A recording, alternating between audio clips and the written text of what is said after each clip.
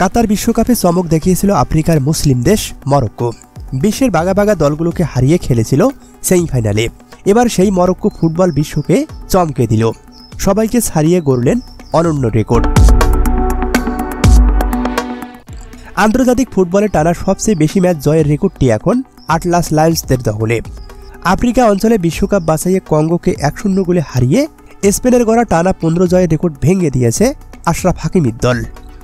মঙ্গলবার রাতে কঙ্গোর বিপক্ষে এই জয়ে টানা 16 আন্তর্জাতিক ম্যাচে জয় তুলে নিল মরক্কো। এর মাধ্যমে শতভাগ জয় নিয়ে বিশ্বকাপ বাছাই পর্ব শেষ করল তারা। এই গ্রুপের 8 ম্যাচের সবকটিতে জিতে বেশ আগেই 2026 সালের বিশ্বকাপের টিকিট নিশ্চিত করেছিল আফ্রিকার দলটি।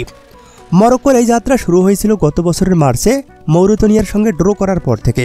এরপর 19 মাসের এই অবিশ্বাস্য ছুটে চলায় তারা 16 ম্যাচে প্রতিপক্ষের জালে 50টি গোল দিয়েছে আর হজম করেছে মাত্র 4টি।